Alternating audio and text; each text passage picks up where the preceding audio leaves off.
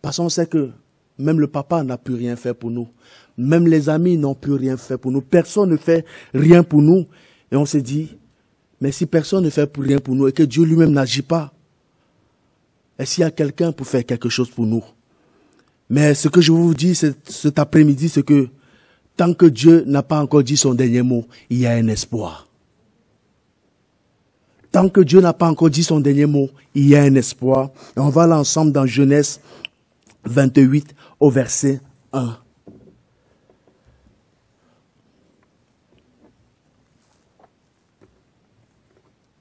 Genèse 28, verset 1.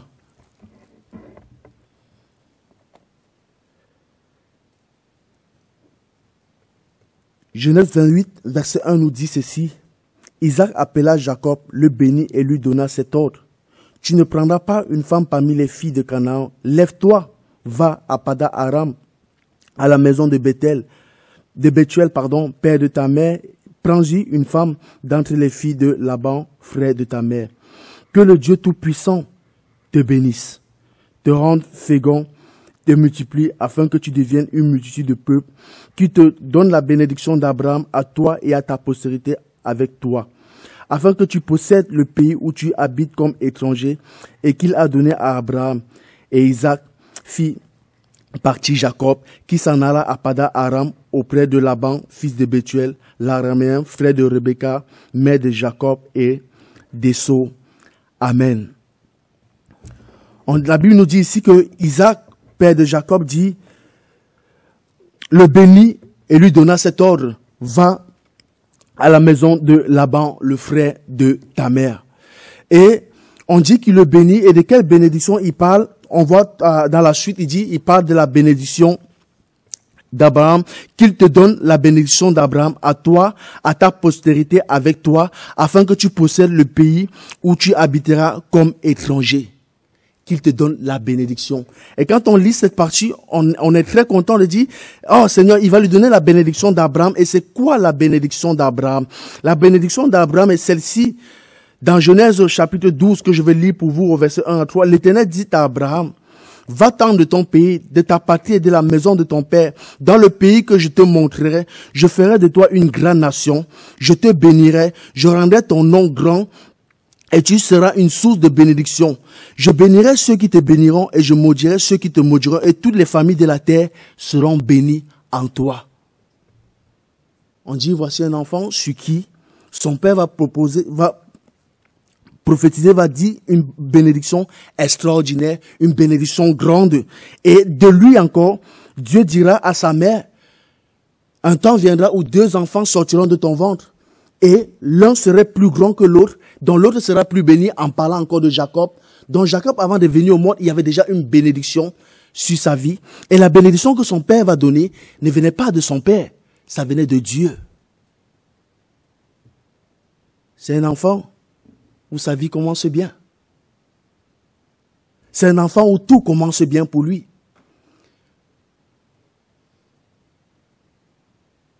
Mais malheureusement, il y a quelque chose qui va se passer, c'est que il était un enfant sur qui il y avait une bénédiction, mais la Bible dit que Isaac aimait Esau, qui était le frère de Jacob, parce qu'il mangeait les gibiers de son frère, et Rebecca, elle, aimait Jacob.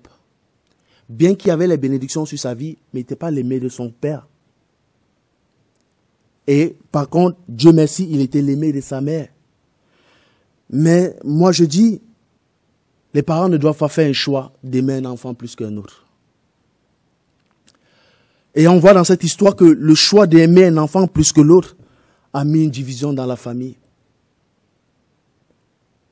Et comme le père aimait l'autre fils plus que lui, et la mère aimait Jacob plus, on dit un jour le père va dire au fils aîné, elle dit, va me chercher du gibier et fais-moi manger et je te bénirai. Et la mère derrière la porte, elle va entendre cela. Elle va aller chercher maintenant le fils qu'elle préférait, le fils qu'elle aimait. Elle dit maintenant, viens, j'ai entendu ce que ton père a dit. Il a dit à ton frère d'aller lui apporter du gibier. Et quand il aurait fait du gibier pour lui, il va le bénir. Maintenant, je vais faire pour toi des chevreaux et tu vas aller te présenter à ton père. Et il va aller tromper son père pour avoir la bénédiction de son frère. Au lieu que la bénédiction que Dieu lui avait promis, ce n'était pas une bénédiction de tromperie. C'était une bénédiction d'héritage. De son grand-père, Abraham, à son père Isaac, à lui. Et souvent, il y a des conflits dans la famille où on se demande, mais où c'est venu? Mais on se rend compte que ce conflit est venu tout simplement parce qu'il y avait des intérêts personnels. Il y avait des intérêts où la mère voulait que ce soit Jacob et le père voulait que ce soit Esau. Et souvent, on ne s'est pas arrêté à savoir quelle était la volonté de Dieu.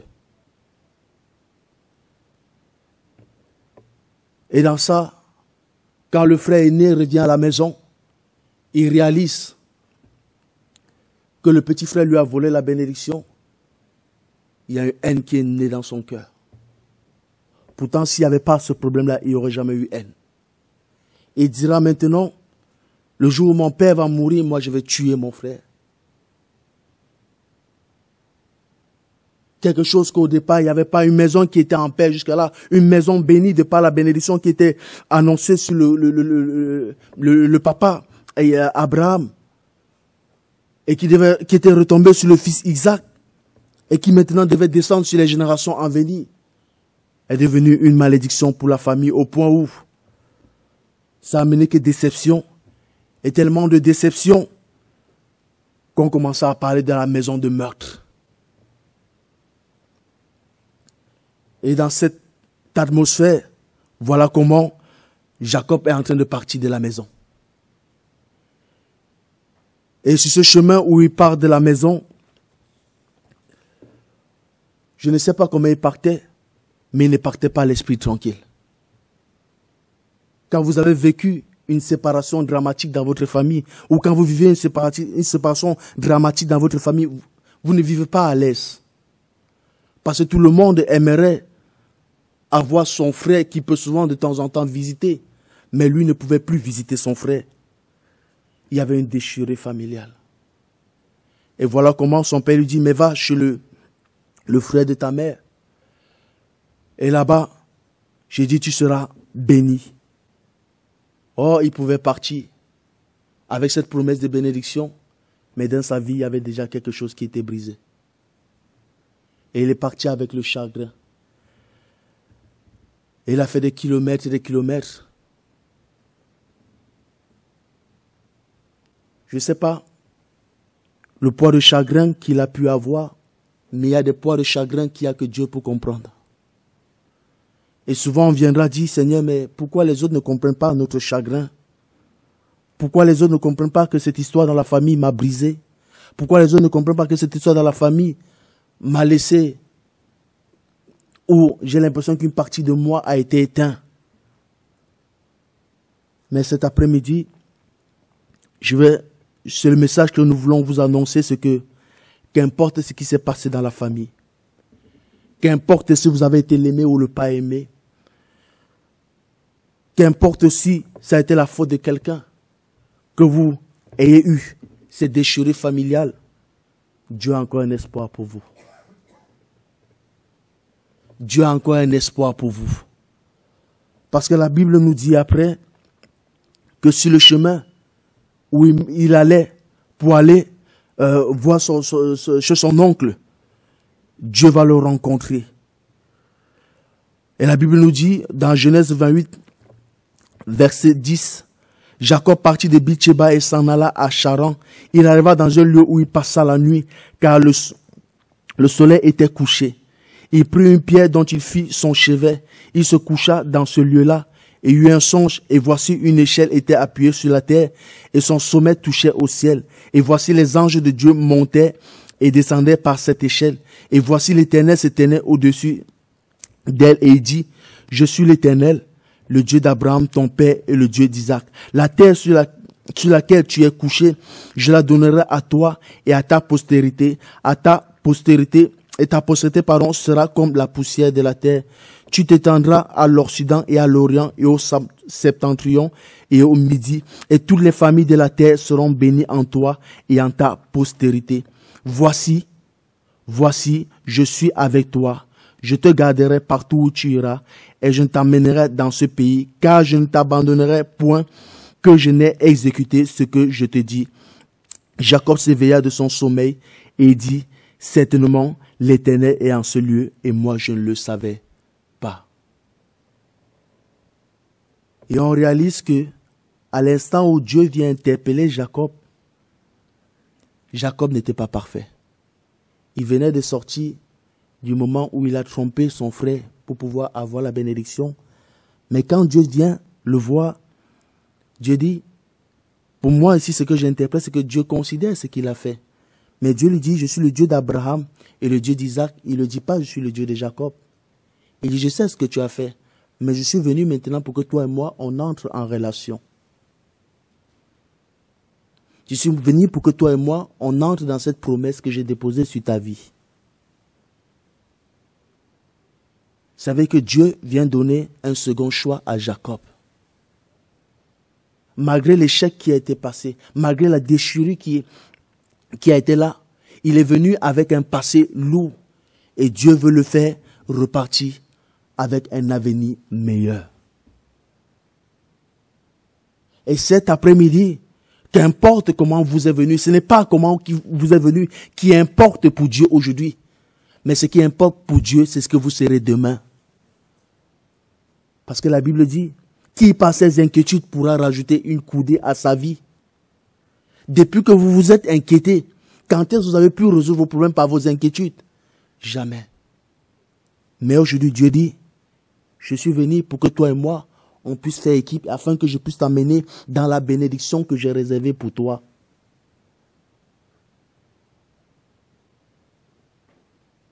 Il ne considère plus les choses qui sont passées. Voici les choses anciennes sont passées maintenant. Dieu veut que pour toi, pour vous, toutes choses deviennent nouvelles. Il dit, il est descendu vers Jacob. Ce n'est pas Jacob qui est allé vers Dieu. C'est Dieu qui est descendu vers Jacob. Ce n'est pas nous qui sommes allés vers Jésus, mais c'est Jésus qui est descendu vers nous.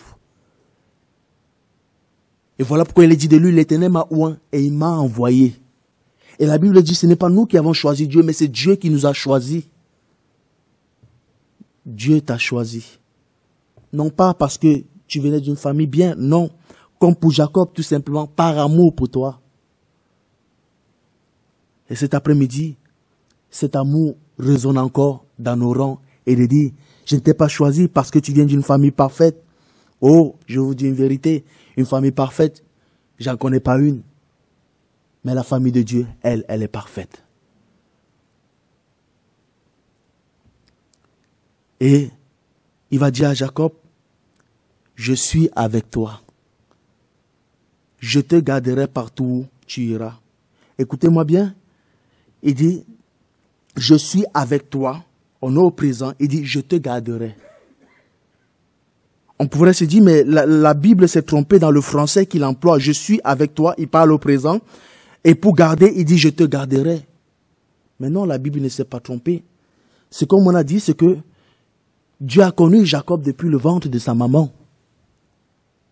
Donc Dieu était déjà là avant que Jacob lui-même ne soit. Dieu était déjà avec lui. Mais maintenant, pourquoi je te garderai? Parce que dans je te garderai, c'est si tu acceptes de marcher avec moi, alors je te garderai. Mais si tu n'acceptes pas, je ne pourrai pas, je ne peux pas t'obliger. Mais sache que j'ai toujours été là. J'étais toujours gardé. Mais maintenant, pour qu'on continue, il faut que tu acceptes.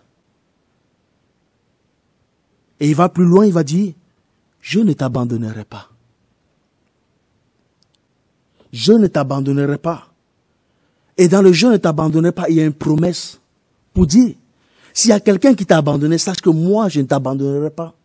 Et on voit encore le même écho qui ressort quand Jésus va dire, je suis le bon berger. Et le bon berger donne sa vie pour ses brebis. Pourquoi?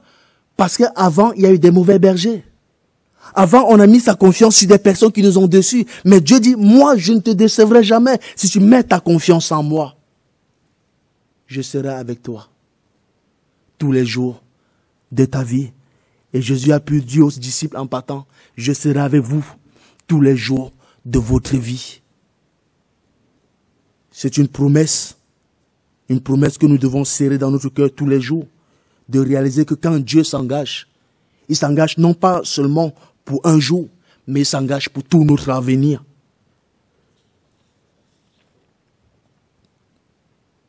Et à cet instant, Jacob va prendre conscience de quelque chose, c'est que dans toute la conversation de Dieu, Dieu ne lui a pas parlé des moments où il a trompé son frère. On l'a lu ensemble, non? Est-ce que Dieu a fait allusion au moment où il a trompé son frère?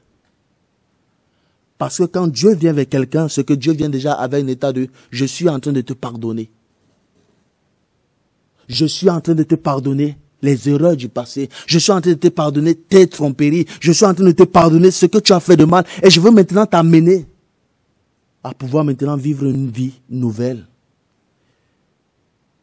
Mais il faut que tu acceptes de prendre cette vie nouvelle. Il faut que tu acceptes de prendre cette vie nouvelle. Et à cet instant, Jacob va réaliser que effectivement ce Dieu-là me connaît. Et il va faire un vœu. Il dit, si Dieu est avec moi et me garde pendant ce voyage que je fais, s'il me donne du pain à manger et des habits pour me vêtir, et si je retourne en paix à la maison de mon Père, alors l'Éternel sera mon Dieu. Cette pierre que j'ai dressée pour monument sera la maison de Dieu, et je donnerai la dîme de tout ce que tu me donneras. Amen. Il dit, l'Éternel sera mon Dieu.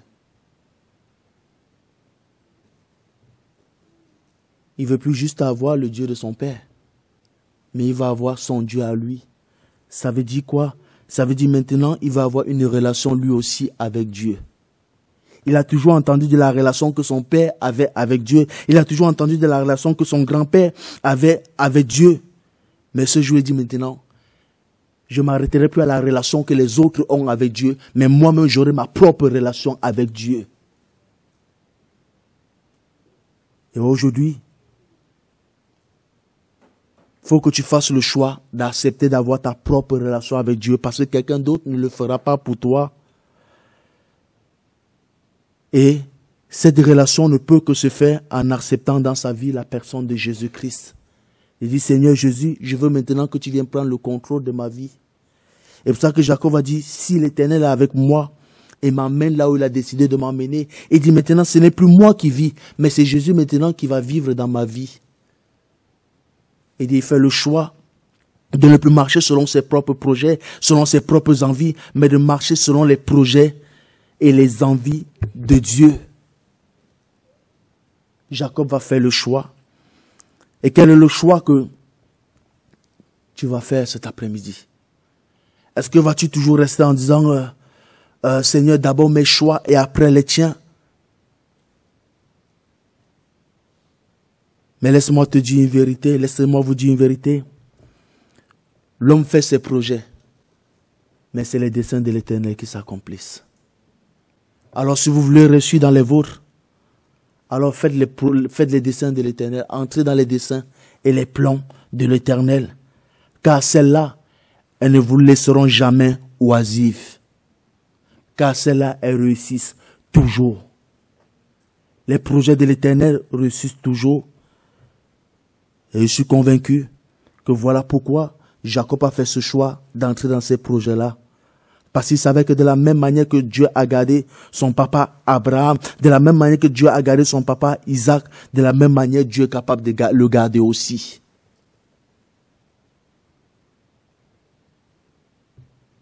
Et c'est la même chose que je veux vous dire aujourd'hui. De la même manière que Dieu a gardé Abraham, de la même manière que Dieu a gardé Isaac, de la même manière que Dieu a gardé Jacob, et de la même manière que Dieu a gardé Jésus-Christ jusqu'à le ressusciter d'entre les morts, de la même manière, Dieu est capable de vous garder aujourd'hui. Et cette confiance, effectivement, elle ne lui a pas laissé oisif parce que Dieu va le ramener des années après chez son Père. Dieu va le ramener des années après chez son Père. Et quand il est parti, malgré tout ce qu'il avait vécu, vous savez, on reste toujours humain. Hein? Il arrive, il devait rencontrer son frère. Il commence d'abord à envoyer sa femme et ses enfants. de dire peut-être ça va apaiser sa colère. Il a commencé par les serviteurs, ça n'a pas apaisé la colère du frère. Il a commencé après, il a dit, bon, peut-être c'est ma femme et mes enfants. Peut-être ça va apaiser la colère du frère. Il a envoyé la femme et les enfants, le frère, ça l'a pas apaisé. Mais je crois aussi que Dieu voulait qu'à un moment, il puisse réaliser que ce n'était pas par sa propre force, mais que ce n'était pas l'Esprit de Dieu que ça devait se faire. Vous savez, souvent on va arranger les problèmes dans la famille nous-mêmes. On fait tous les moyens, ça n'arrive pas. Et on se dit, Seigneur, on a tout fait, mais pourquoi ça n'arrive pas? Mais tout simplement parce que la gloire revient à Dieu seul. Et dans tout ce qu'il a fait, rien n'a marché. Il voulait faire par ses propres forces. Ça n'a pas marché. Quand il a laissé la place à Dieu, alors Dieu a œuvré d'une manière extraordinaire. Parce que Dieu est allé directement voir son frère pour lui dire, si tu touches mon serviteur, c'est moi qui te touche. Pourtant, il aurait pu dire, mais Seigneur, c'est ça ton serviteur, lui qui m'a volé ma bénédiction. Mais il savait que Dieu avait pardonné à Jacob. Et comme Dieu avait pardonné à Jacob, il y avait une faveur sur la vie de Jacob. Et comme Dieu a pardonné à votre vie, et que vous êtes entré dans sa bénédiction, maintenant il y a une faveur sur votre vie, de telle manière que quand il vous emmène là où vous avez mal fait, il est avec vous. Et la Bible dit qu'il rend même favorable à notre égard nos ennemis. Et il a rendu favorable à l'égard de Jacob, son frère, et ils se sont serrés dans les bras. Laissez-moi vous dire une vérité, il n'y avait que Dieu pour faire ça. Il n'y avait que Dieu pour pouvoir arranger ce problème dans cette famille. Et aujourd'hui, on parle toujours de cette famille comme une famille bénie. Pourtant, fut un moment, elle était déchirée. Alors, moi je crois que de la même manière que Dieu a béni Jacob et qu'il était une source de bénédiction pour sa famille, de la même manière, Dieu va vous bénir et Dieu vous bénit et vous serez une source de bénédiction pour votre famille. Parce que ce n'est plus vous qui combattrez, mais c'est Dieu qui combattra pour vous. Et aujourd'hui, Jésus a dit à la croix, tout est accompli. Nous ne combattons plus pour avoir la victoire, mais nous combattons dans la victoire, parce que Jésus a déjà remporté la victoire pour nous. Donc c'est à nous maintenant de venir dire à Jésus, Seigneur, voilà la situation qui me dépasse, je te redonne tout. Je te donne tout, prends tout, parce que moi-même je ne peux plus rien faire. Et la première c'est, reviens et donne ta vie à Jésus. Donne tes projets à Jésus. Donne tes ambitions à Jésus. Et Jésus dit, je serai avec toi. Je ne t'abandonnerai pas. Et je te ramènerai chez tes pères. Ça veut dire, j'arrangerai la situation qui t'a brisé. La situation qui t'a détruit. Je l'arrangerai. Et tout ceci par amour pour nous. Afin que nous puissions glorifier son nom. Amen. Nous allons prier. Seigneur Dieu, quelle grâce et quel privilège est celui qui a accepté de marcher avec toi. Jacob a accepté de marcher avec toi parce qu'il a réalisé en toi le Dieu du pardon. Tu lui as pardonné sa tromperie. Tu lui as pardonné son passé et tu lui as donné un avenir nouveau. Et aujourd'hui, Seigneur mon Dieu, tu vas encore rappeler à quelqu'un combien tu n'es pas un Dieu qui condamne, mais un Dieu qui pardonne et qui donne encore une vie nouvelle dans un passé qui était mort. Béni sois-tu encore dans cette vie que tu as encore, Seigneur mon Dieu, béni cet après-midi, de pouvoir réaliser que tu n'as pas encore dit ton dernier mot, que la bénédiction que tu as réalisée pour lui, que tu as fait pour lui, tu vas encore l'accomplir, Seigneur. Merci encore, Seigneur mon Dieu, pour ce message qui encore parle au cœur de réaliser que tu es un Dieu bon, fidèle et compatissant. Viens encore bénir encore nos frères et sœurs, Seigneur mon Dieu, qui ont besoin de toi et renouvelle encore les forces et bénis encore les familles. Au nom de Jésus-Christ, amen.